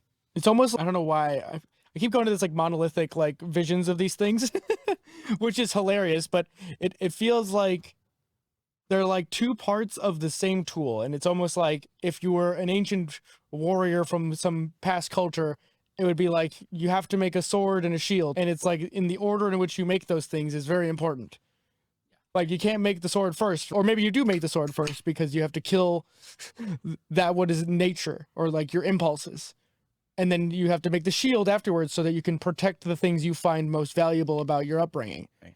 Or something like that. I'm totally paraphrasing or pulling this off the cuff, but that's what it feels like just by your explanation of it. It's and you could find people that fail or are trapped at one stage of development or another. And so you can find people that are super, super impulsive. They're like infants. They just hop around, they do a whole bunch of things. And all that they manage to do as far as maturing, it make more complex their justifications for their behavior. Yeah. And so they always have an explanation for why they did something. But the reality is the reason they did it is because they felt like it. Yeah. It's pure bottom up feeling. And the words that they say are just how they tell themselves that they're in fact in control. That's it. And so they're stuck at a great mother level. And you can find people who are stuck at a great father level, who maybe have discipline over their impulses, but maybe not. But what they are is possessed. They are totally identified. They are cardboard cutouts in their group. Okay. They spout the same words. So it's the fat bro. They fat might bros. have collapsed their ethic to their into a politic. And so they say nothing but what the ideology tells them to say, right? They are all tradition. They are all intellectual tradition to which they belong. Then they just spout. And one thing that they know, oh, this person is a Christian. This person is a Marxist. This person is a whatever. And you can predict everything they say because there's no individual. Their identity is subservient to a category. Right. Their impulse, their nature is under control, which isn't the case for the great mother type. Their mind is not. It is not their own mind. It is someone else's. Yeah. They aren't an individual because they belong to the pattern of the ideology. Ideology is the pattern to which they belong. And they're not differentiated enough from that pattern to be considered one thing. They're still part of a collective, still part of a group. Yeah. They aren't, it isn't that their body isn't a body separate from other bodies, which is how us materialists would think about whether or not you're an individual, is that particular body has sovereignty or whatever. Yeah. You're separate and you're an individual just because you're one body. But in this mythological ways, I don't care if you have a body. I don't care if that body is separate from other bodies. If your pattern of behavior is the same as everyone else's pattern of behavior, you aren't your own pattern. You belong to that pattern of behavior. You are not an individual. You are a collective. And so in that stage, you are just a mouthpiece for the Great Father. That's it. That's all you are. It's almost like the zombie theory in some sense. It's a version of the zombie. Yeah. Zombies mean a lot of different things. Yeah. But they can mean that you are just a mindless ideologue. But the real myth is that the way to be a real person is to kill both. Yeah, because the only way to be able to understand both aspects of your perspective is by coming into terms with both. And it's like a creative destruction, right? Like you have to face the demons, whatever that may be, because you can talk about these things like nature and culture and whatnot, but there's always good with the bad. And the only way these things evolve is by confronting the good and the bad and everything. And the only way we progress through time is by being honest by that. It's almost like what Bruce Lee said with his philosophy of his martial art is you take what's useful and discard what isn't. And everybody does that in their own life without even realizing it. And you have to be willing to pay attention, pay close attention, right? Because you need attention to discern what's good and bad and what's useful and not useful. So I guess the question is, like, how do you create a filter like that? Like, attention is almost a filtering mechanism. Yeah. It is the means by which you're going to distribute it. I mean, I guess maybe that's where like the mentor figure comes in. It's part of why it has a very close relationship with consciousness. In fact, you can mean attention by consciousness. I can say, I'm conscious of something, or in the same way that I can say there's in the philosophy, there's around philosophy of mind, which is the philosophy of consciousness. You get mental state consciousness, which is consciousness as such. It's experience pure, and it's separate from the contents of consciousness. Like I see the microphone in front of me, that is a content. Yeah. But I am experiencing that microphone. And so the experience is mental state consciousness. Yeah. But you also have a couple of other, what they call creature consciousness, which is I've been knocked unconscious. And that means, are you awake or not, basically? How are you actually there? But that's not obviously that's one separate thing from mental state, but they're closely related because I have to be awake in order to be conscious, to have experience besides dreaming, but you can get so knocked out that it's just, yeah. But there is also there's the awareness kind of consciousness. There's the conscious of, and they're all elaborations in some sense of the other. It's like, first you have to be turned on. You have to be creature conscious, not knocked out. Yeah. And then you can be conscious as such. There, like, I'm having some experience here. And then you can direct that consciousness as attention or awareness, conscious of. So they're all very closely related. But what you have to do in your life is become all of these things. Yeah. And be conscious as much in some sense as you can manage. Yeah. Or is functional. Becoming conscious of just how you're experiencing the world in any given moment. Not thinking about it during your experience. Don't be modeling the experience as it's happening. Right. Because then your attention is not on the experience. Your attention is on the model. Right. It's on constructing a model. You're playing a game off to the side. You're not paying attention to what the fuck is actually going on. You're not present anymore. You are not present. You need to shut up and just be there. Be present. So that you can learn to be present, be better at it, practice presentness. And so that you can begin to discern between what works and what doesn't work, what's good and what's bad. That's fascinating. That's why meditation is so helpful. Right. Because it's the attempt to practice being present. I'm reminded of a quote from Ted Lasso. I know you haven't watched it yet, but he's a coach for a soccer team. And there's a scene where one of the players makes a mistake. And he's kind of like in his head and thinking about the mistake, and he's not playing well anymore. And he's like, "Hey, and this was a scene earlier, but he's like, remember the goldfish," is what he told him. And then immediately the guy snaps out of it. And what he said before, can you tell me what, like, the goldfish, the like reported goldfish have, a memory of 10 seconds. So be like a goldfish. If you make a mistake, forget about it. 10 seconds. And so it's basically a reminder to be present. And I love that quote, right? Like, you make a mistake, acknowledge it for 10 seconds, then forget about it. Right. And it's not like that player forgot how to play soccer during that time. This is embodied. It's a part of their being at this point. It's that they're distracted by something that they can't control. Yep. It's already happened. Stop thinking about it. Stop replaying it. You'll have time to think about the mistake and to understand where you went wrong later. Yeah. First, you survive. Then you figure out how you fucked up and got into that. After you finish the game, win it, hopefully. Then you go back. And teams will do this. Like playing football in high school. After a game, you all sit down and you go over the tape and you look at what you did wrong. But you don't do that. If somebody dragged out a fucking projector during the game, he started live playing the game as you were playing the game and trying to tell you what you're doing wrong, it wouldn't work. This would be a chaotic nightmare. Yeah. Stop doing that in your personal life. Stop doing that every time you're out and about in the world. Shut up. Shut the fuck up. Stop. Pay attention. Yeah. In front of you most of the time. Life is right there for you. It's really fascinating. Because I don't know, maybe it's because of all the like the screens we have in our lives now, where there's more space, both figuratively and literally, between the experience you're having. Thankfully, we're not doing this over Zoom, so it feels very differently. Yeah. But it's also because there's something intangible, right? Like we were talking about these mantle sets, where it's like there's something subtle, but it's once you're at the perfect level of resolution, it makes sense.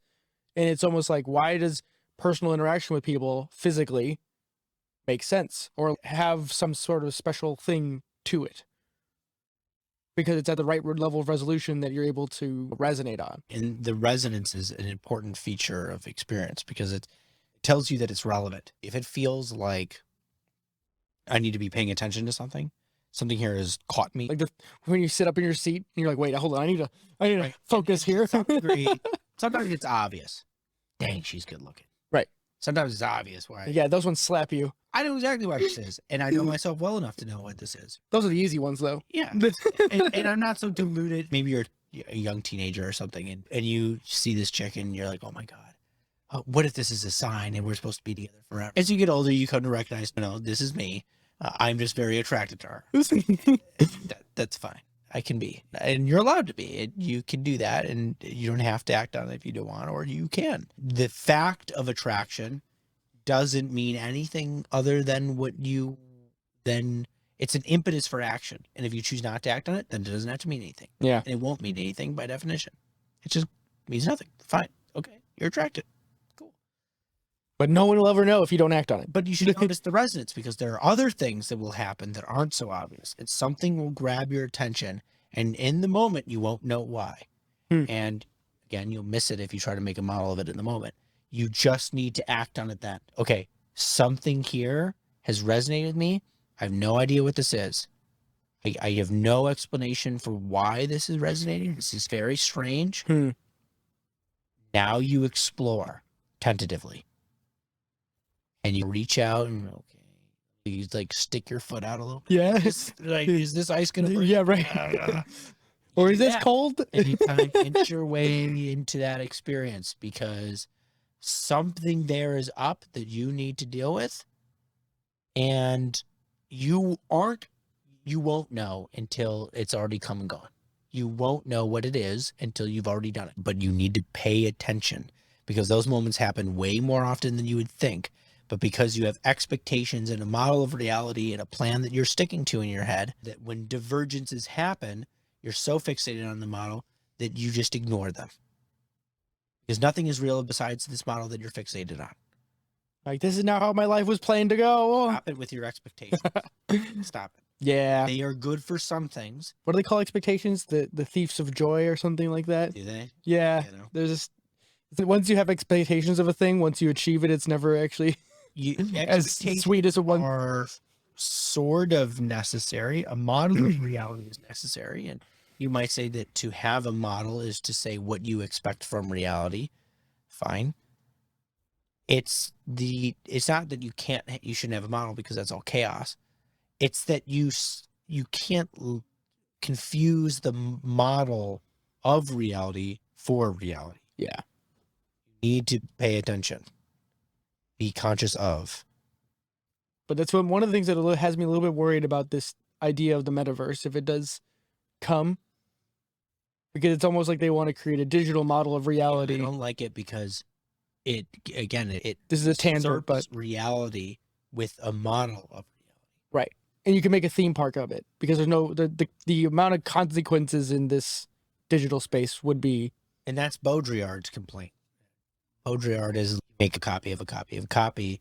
And now all that we have are these totally ridiculous simulations of reality, these models of reality that don't seem to respond to reality at all. Yeah. And all we've done is confuse ourselves about what's real. And in fact, he goes too far and he says that there's no reality there, that you get to a place where it's not that the representation or the simulation hides reality. It's that the simulation hides that there is no reality.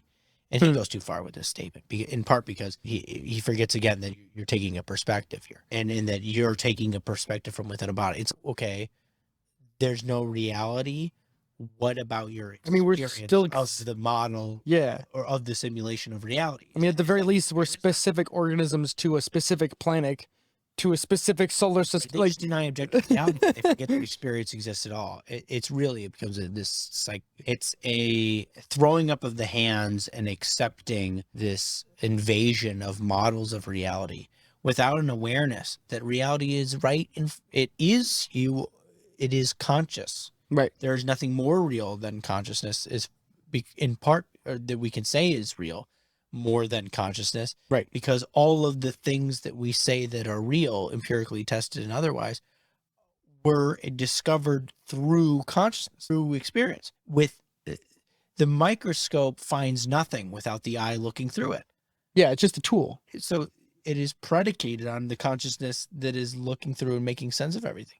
And so the idea that Baudrillard could say something like, oh, all we have now is models of reality without reality, is to miss the fact that you exist. But then who took the picture? It's like saying a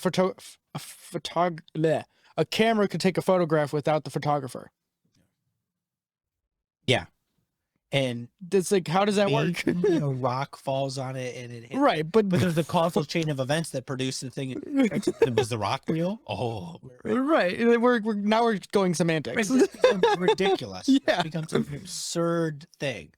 And it isn't that you can't get into this sort of hyper reality state that Baudrillard talks about, where you're so inundated with models that it's hard to reach something genuine. I have a lot of sympathy for this. I think there's something very true about this. And that, I think that people in general now have gotten to this place where they talk as if they're performing on Facebook to other people. Oh, yeah. And that everything ever is a representation of their living, but not what their life is. It's photos of them in a pool that they rented so that they could take a photo. And it's okay. This is embarrassing. It's the highlight reel. Right. This isn't real. This isn't genuine. This is a form of a lie. It's not even a highlight reel. It's something else entirely. And you can opt out. Yeah. You can opt out. It's really fascinating. I think part of it just comes down to incentives of these platforms, right? Like when you incentivize the wrong things, it justifies behavior that ends up being shallow and inauthentic. Yeah. And I wonder to what degree the people in Silicon Valley would rather live in a fantasy world than a real one. Socially awkward, bizarre people. We talked about aptitudes of people, right? never got along with their peers, and they were ostracized and strange, and they always wanted to be outside of the social world. And now we're letting those people construct our reality for us. What do you think is going to happen? You think human connection is going to happen from people that don't want human connection? Right. You already know, they've already done studies on like how coding bias gets informed into or put into code inadvertently without meaning to, where they algorithms select for different things because the coders themselves set the parameters. The same way that rationality is predicated on irrational underlying mechanisms, so too is this sort of AI hyper rationality predicated on this underlying unconscious stuff. This isn't a chain that's been cut. Yeah. To which bolts have been used or used to snap these chains. The links go all the way back to our animal nature. And if you haven't made conscious, if you haven't been mastered your impulses, mastered your temperament, mastered yourself, then the idea that when you're going to end up with this level of power is something that we want. Yeah. Is naive. Yeah. It is so naive. It's like, we typically think or talk about algorithms, right? Or like artificial intelligence as these like arbiters of truth or monoliths that were almost like scripture, like ancient scripture. But we forget that who writes code and algorithms? People.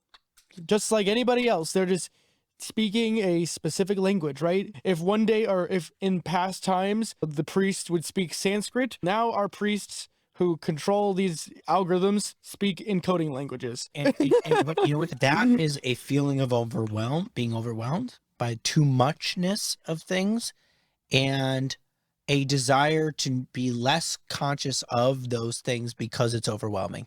And so what you do is you offload the consciousness onto something external to yourself. Yeah. And that can be an ideology, and that's what traps you at the great father level. Mhm. So you offload the thought because you don't want to have to think for yourself onto some external structure, but that denies you your individuality. But hey, fuck it, now you don't have to think anymore. Right.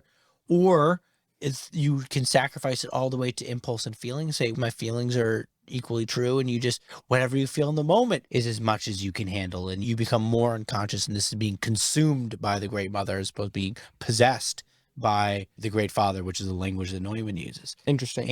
But you can do the same thing with artificial intelligence. Yeah, right. What you're trying to do is offload the thought onto something external to yourself because you can't handle it. And now this is fucking hilarious that you've outlined all of this. And so I said, oh, wait, all of this coding stuff is getting even more relevant and seems to be getting more relevant. And so I've literally started like learning how to code, and I'm learning JavaScript, and I'm planning to just learn as much about coding before Web3 turns on, so that I'm at least either ahead of the curve or not left behind. Because it's, here's a gray box, right? Like, here's the unknown, and there's a small subsection of people that are selected to understand said unknown right now. Let's not leave it up to chance. So that's literally taking responsibility for the unknown. And so how do you confront the unknown? By understanding it. Right, trying to understand, right? To make yourself capable of. And I didn't even connect that dot until as you were explaining it right there. I was like, what the hell? And it's not like you can actually, offload the responsibility. It's right, as if, right, because just because you want to believe that AI can solve all the problems and they're smarter than us and all these things, doesn't mean that the AI aren't made by people who are limited and thus are limited by people, right? And so the problems of people, especially those with a pathological inability to converse or understand other human beings, or without any desire to be in the social world, those faults, those failures are going to be played out in the code of the AI. And this is I can give you a concrete example of this. Google, if you, to this day, I learned this from Douglas Murray's book Madness of Crowds. If you Google gay couple, you will get images of a gay couple. If you Google lesbian couple, you'll get images of a lesbian couple. If you Google straight couple, you will get images sometimes of straight couples, but often you will get images of gay and lesbian couples. What? Okay. Why? That is so Because weird. the ideology of Silicon Valley and the coders that are creating the AI systems that produce these images. Are they telling you what should be real? Right. Their ethics and ideology is being baked in to the code of the AI. AI are not supreme rational beings that will come to the right judgments. Yeah. Their rationality is predicated on the ideology of the coders. Man, see, this don't get to offload the responsibility onto the AI because somebody is responsible for the AI. This stuff makes me so angry when I think about it, because it's like, it's these people have missed the point. Like, the foundational, like, philosophical doctrines of what became the internet and computing was started roughly by ARPANET, but the original director of ARPANET was JCR Licklider. This guy was a visionary. Like, he was a people person. We call him the Johnny Appleseed of the internet. He was given basically a checkbook to write and fund different research institutions to bring it to reality. The government didn't know what they're funding at the time, naturally. Yeah, and that sounds about right. Yeah. He wrote this super influential paper called The Man-Machine Symbiosis. And it was basically a philosophical mental exploration of what he envisioned computers would one day help humans do. And his fundamental position was that computers wouldn't be smarter than us. Computers were exactly what the name means, computers. They were data gathering and aggregation machines that allow humans to do the things they're really good at, which is not data gathering, which is creative aggregation.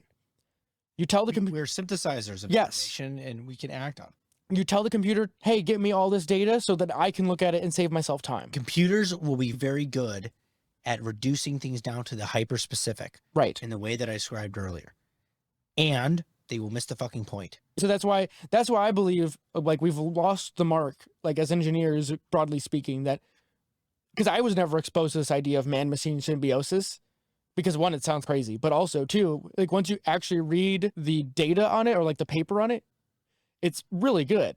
I love this topic. Like the book itself, it's called The Dream Machine. It's like an autobiography slash like tour de force on JCR's life, but also like the people that brought the computer to our existence. It's one of the most incredible, and probably only 10 people really enjoy it because it's so hyper specific. But I would make, if I was ever teaching an introduction engineering class, I'd make all of my students fucking read it because it's so damn interesting and so influential into all of our lives at this point that it's something we all need to read. And it's basically at the end of the day is it comes down to this fundamental belief about what this technology means for humanity, right? And I think we've lost sight of that. And it comes down to is what is all of this technology for? If it is a symbiosis thing that it's supposed to make our lives fundamentally better, then we need to start behaving in such a way that it allows it for do that, rather than to be basically milking us for our attention. This is what scares me, because if we're in a period of time in which no certainties can be had without great skepticism, and which means no values, no anything, no one can commit to a value structure for human improvement, progress, well-being that they can code into those AI. Right. There's no, in some sense, intellectual means available for engineers to do that.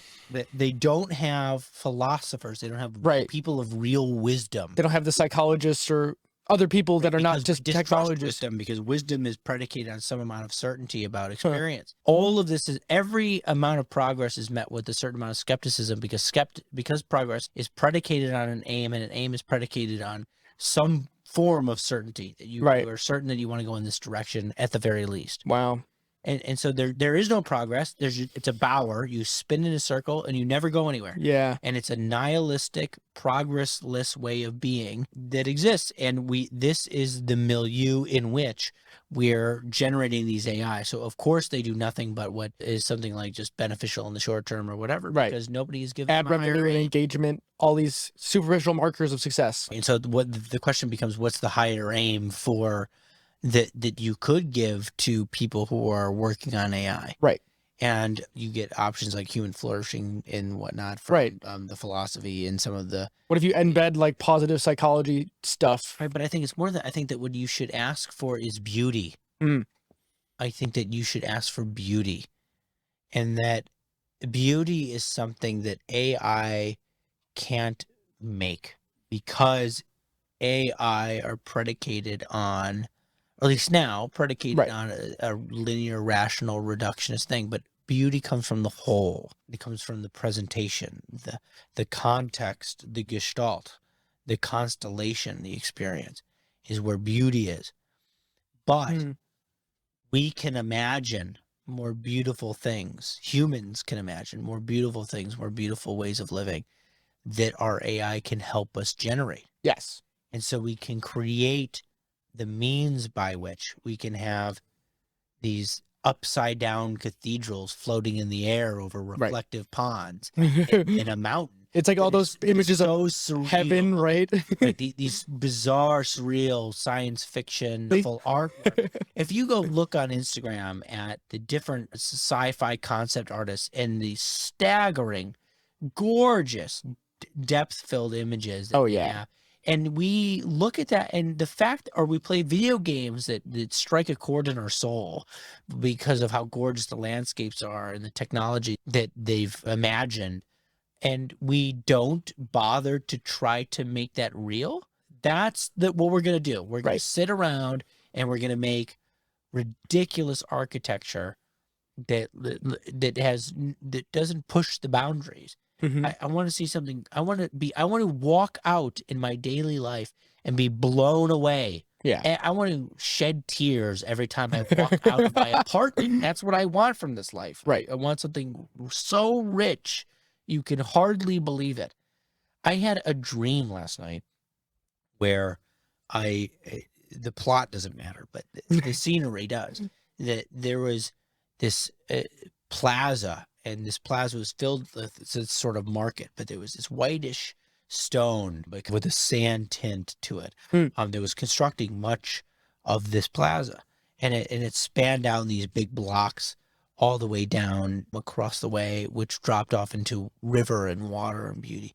And up there's these huge stone monuments with pillars and structures. Every building was a cathedral, Right. surrounding this opening. And it's not called an acropolis. It's called a palisade, I think, where it's initially in Egypt that you have pillars, right? So you'd have a central opening and pillars that line the inside of that opening inside of a building. So you had to go through the building's opening in order to get to the opening in the center where there are statues and lush things and whatever, but there are these kind of pillars that line the whole thing.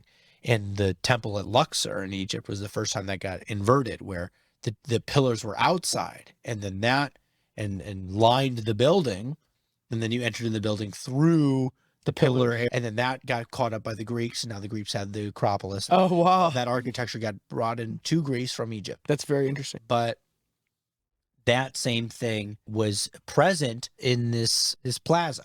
And along this wall off to my right as I'm looking at this thing, I'm looking out at the plaza with the markets to my back, and here's this just stone and everything, and way off in the distance is water, and kind of to my northeast from my perspective, these huge towering cathedral-like constructions of stone with gold over the top of pillars and all of this. And then lining off to my right is stairs up to this lining of pillars in a corridor that leads, but is outside still, it leads down the way. And in the middle of the plaza is this huge blocks stacked of stone, and on top of the stone is this sort of like that copper where it's turned green statue, and there's series of globes, like 5 globes, like earths, and one stacked on top of the 4 other earths, and its waves are coming up over the earth. They're bursting out and lining them almost like a halo, or like a corona that comes off of the sun, and you see like this fire flame that shoots off in this sort of spiral. But it's not constructed of fire. It's these Greek gods set up so that they look as if from a distance that they're this wave, but if you come in close enough, you see there are a bunch of characters all stacked on top of each other, interacting in a way, bending back on these separate globes. And on top of the top globe is something of gold that I don't actually look at in the dream. I just see glittering. You just know it's there. And it's okay. That memory is going to fade. I don't have the artistic ability to paint that. I can't paint it. I can't generate it in a 3D model. It's so intricate. I will never capture this. It's gone. I will lose that. But the idea is out there now. Okay. And it doesn't matter about the specifics. That would be interesting. I want to live in a world that is more beautiful than the things that exist when I'm not awake. Don't incentivize me to go to sleep. Incentivize me to be more awake. That's what I want.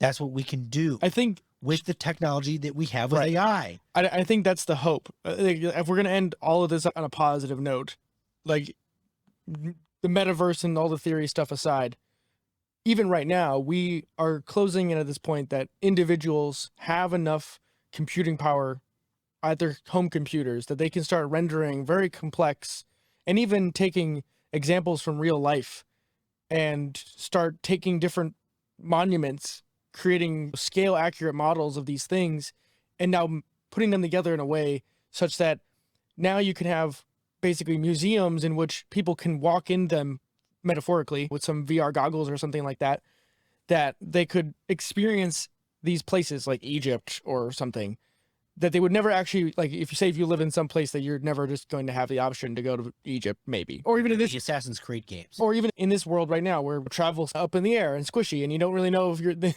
things are going to close or not, but it's still a better world in which you could physically experience these things than you would, that it is at the right scale. Because seeing it on a photo, it can be awesome and it can be a composite and stuff like that. But seeing a tiny little Instagram photo on your screen is it doesn't have the same visceral reaction as being like, holy shit, looking straight up at a thing. Even for me, I got to go to Colorado and see some mountains. It wasn't even anything like crazy. It was just like having the physical reaction of being able to look up and see Earth that is many thousands of feet taller than you are, and that normally is maybe a skyscraper in Chicago is my like normal limit of high. But it's a very different reaction to seeing actual granite being forced up from the earth that is boulders that are the size of a Volkswagen, right? Like it's a very different thing. And then it's a whole nother thing to see something like the pyramids. And I would love to go see them in person too, but if I could generate some sort of almost pseudo mystical experience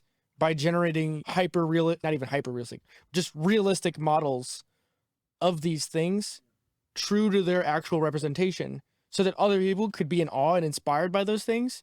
And even going back to right, but I don't want to be freed from terror, like the constrictions of space, by representing something real. I don't want to fix that problem with representation. I want to fix that problem with concrete, real technology that can get me there. That's what I don't want. More representations. I want more means by which we experience reality. So give me hyperloops, give me flight through space that can take me to Cairo in 2 hours. Right. Give me something real. Like Don't be give so me- audacious. Yeah. Like I remember, where was it? There was one of the quotes in the Dream Machine that I referenced. I forget what technology or who it was, but I want to say it was one of the Xerox PARC research facility that would later it was the grandfather of Silicon Valley, basically. And ironically, it's a printing company that created this research facility that would create the computer. Ironically, quirk of history. But one of the guys was given a challenge, and he was like, I have this idea, and no one knew if it was going to work. It's crazy. And his boss basically said, the way to create the future is to go live in it. It's an audacious as fuck statement. But basically, he gave his license to his engineers and these fucking creative geniuses and say, if you've got a crazy idea, make it real. Literally just go do it. And it's like, why the fuck not? Like, I want to give me something alive. Like here we are, and dude, it's fucking 2022. And we were talking about this before. Historically, some people would write postcards. Like I found a German chocolate company that imagined what year 2000 was going to be like from like early 1800s. Some of it's fucking weird. Like they had like personal balloon travel where they had like a waistband with balloon straps, like course. a giant balloon. And they all still wore top hats in the year 2000. That's what I would do. They had movable houses where you had train tracks. Your house was on a rail basically. And you just, move down the rail, and your house is always on with the move. But I like that our science fiction now has looked at this, and they were very wrong. I'm just going to assume magic. You're right. It's like part of that kind of silly dare to dream bigger than you could ever expect. Because even if you miss the mark and you fall, well, you're going to miss what it is. That's what I'm saying. Right. The first conception of what the future is going to be like and what you can do is entirely constrained by reality and ridiculous. So you're inevitably going to miss this. But in the process of doing it, what you'll do is that your imagination will be refined by reality, and you'll converge on something that is both fantastic and amazing. Yeah. And it's real. You get to have the opportunity to be in concert with reality. Yeah. You get to dance with experience. You get to dance with nature, and together you get to generate something new. And I think even more so right now, in no other time in history, do more people have enough resources that they can actually do something without anybody saying, I don't think you should do that. Because now we would hope that we will get out of our own way and allow for genuinely creative and innovative people to build the future that thrills us. I'm not so convinced of this. I think that the more afraid we are of uncertainty, creativity is a form of uncertainty. It's that you are violating expectations to create something new, original, like genuine, whatever. But if we're so scared of certainties, if we're so scared of holding a worldview, if we're so scared of beauty and truth and goodness, that we aren't willing to allow anything that violates our little certainties and these tiny little fiefdoms that we cling to, then we'll never progress into the future, and we'll be usurped and overwhelmed by totalitarians that are willing to take on these technologies for the sake of the progress of their own societies. That's what will happen. We will be eclipsed by people who don't want something interesting and gorgeous for humanity. We will be eclipsed by people who want to use that technology for the sake of their own power. We have a responsibility to be creative. We have a responsibility to be innovative. We have a responsibility to introduce these values in embodied form in our technology. And we aren't doing it because we're scared. I say screw the authoritarian and the old guard who want to clamp down. I mean, the West needs to remember where they came from. The entire America speaking mostly, but all Philos released to the United States to remind us where the fuck we came from, right, and pray to those Grecian gods that we can generate something as interesting as the myths written about. This whole experiment that is America is basically people daring to try something that was never done before. They said fuck kings, and they dared to fucking do it. And then we went westward, and we said fuck you guys, we're gonna go west. Yeah. And then we said, hey, we're gonna make a fucking railroad. Okay, we made a fucking railroad without power tools, and we tamed the fucking. And we're gonna make the canal. The Panama Canal? Yeah, we're going to make the Panama Canal. And you connected oceans.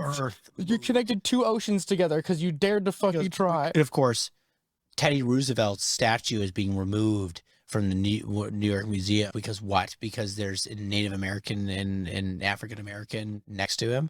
And who cares? Nobody enjoys that statue because it puts those characters on a lower plane than him. Right. In some literally physical sense.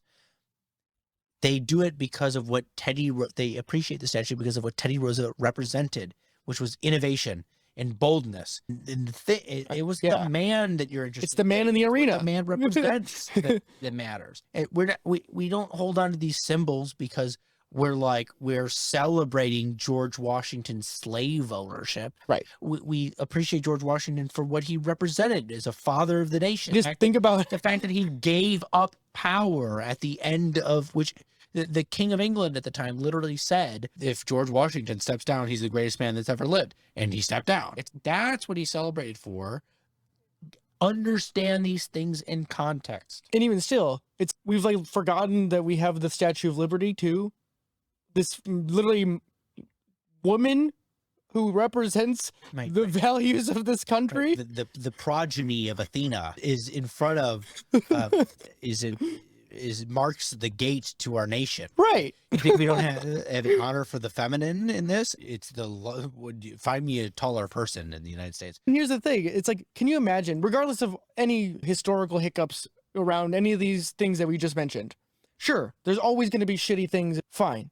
We can do that till kingdom come. But we still fucking did it, is the thing.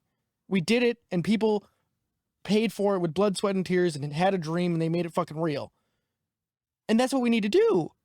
And sure, we need to do it in such a way that the least amount of people get hurt, and we don't do the same things wrong again. But again, progress is both destructive and necessary. Because you can't make progress without destroying the old to make room for the new. And it's a marriage between progress and conservation. Yes. It's that Ian McGilchrist talks about novelty and newness, and in his book Master's Emissary, and it's actually talking about the relationship between the hemispheres of the brain. And newness, or rather I should start with novelty. Novelty is a shocking of oneself into a belief of originality. Never have I seen this before. Wow, whoa, what the fuck was that? It's those horrible, trash, garbage, deplorable, obnoxious Liberty Mutual commercials where a hot dog salesman on a pier in New York goes, "Oh no, I'm not a hot dog salesman. I'm selling wet teddy bears." Wet teddy bears, and he pulls it out with tongs from his little hot dog cart, and you go and puts it in a little like hot dog, like cardboard tray. And you go, well, I've certainly never seen that before, but that's not original. That's not creative. And what does that have to do with Liberty Mutual selling you insurance? Never have I had a insurance company sell me its product with a hot dog salesman who actually sells wet teddy bears. You're right. You violated my expectations. Congratulations. And you know what? It's fucking boring. It's stupid. I'm gonna be honest. It's an insult to my intelligence. Right. And the fact that you're gonna make a fucking stupid commercial like this just shows how totally out of touch you are with anything remotely approximating creativity whatsoever. I hate those fucking commercials, and it's not even that uncommon. But I think it started with Old Spice. But the opposite is newness, and what newness is originality through an appreciation of the past, and that it's a looking back, and it's not an attempt to shock you or to create something totally novel. It's an attempt to answer the questions of the generation before you. What were the issues that arose in the time before I entered the game? Yeah. How can I answer those? How can I create a response that progresses us forward? And the consequence of that is genuine originality. It's genuine artistic expression. It's real creativity. And that's what I want more of that. I want more of that. I want more originality. I want something that conserves the past and appreciates it, recognizes its flaws and where it went wrong, but tries to generate a response to those flaws, a response to the questions of the era, and to progress us forward as a result. Dare we say a symbiosis with what? Between being conservative and being progressive. Right. Like, it's so crazy to me that it's like we spent 2 hours almost talking about this complex, hyper complex thing about, I wasn't expecting this, but somehow pulling us out of this pseudo dark age, or at least we're on the precipice of a dark age. I think that we're on the precipice of it. I think it's a second renaissance. You think so?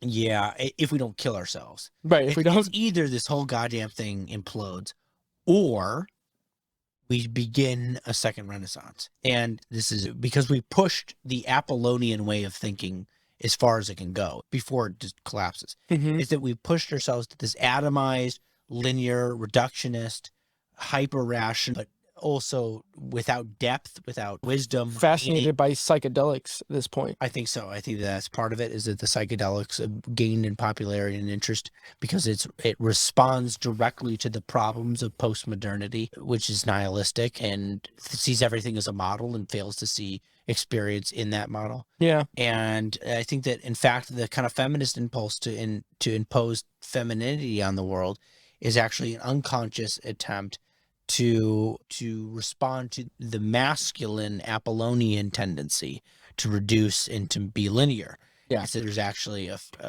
desire for the feminine in this world, and the feminists conflate the feminine with female. And so they think we should put females everywhere, but they're mistaking the female for the feminine. That what we need is a shift towards a holistic, the feminine archetypal perspective. Again, dare we say integration? Another word for symbiosis? Right, that emerged in its symbology and its kind of grandiosity. Both, interestingly, according to separately, they came to this conclusion. McGilchrist was looking at periods of time in which he thought the right hemisphere was dominant, and Palia was looking at times in which she thought Dionysian way of thinking was dominant. That's fascinating. They both thought Hollywood. They both thought Romanticism. They both thought the Renaissance. So they looked at it from different angles and saw the same thing. Right, and without any conversation between the two. Wow. Separately, they came to this conclusion.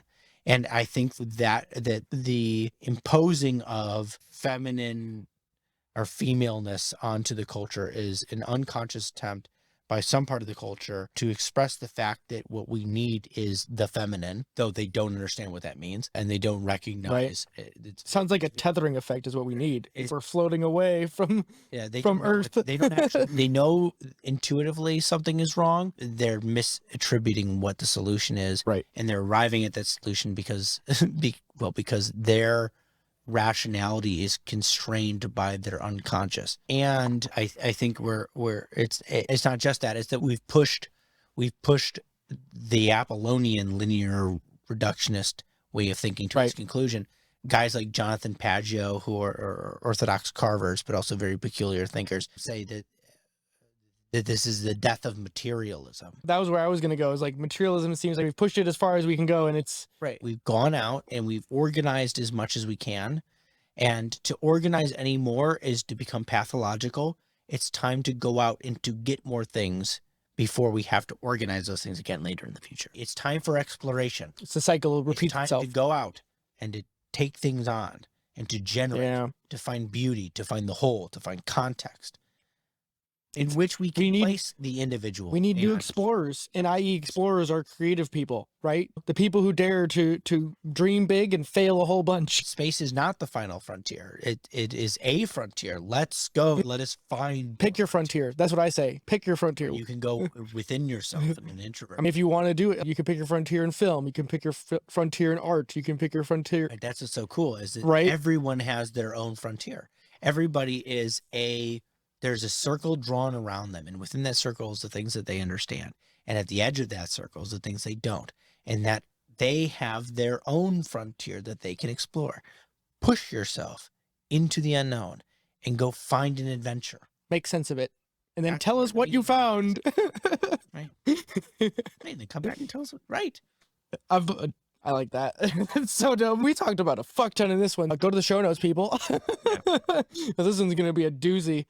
But as always, fun times with Joe. Yay. He's been exploring deeply as always. So until next time.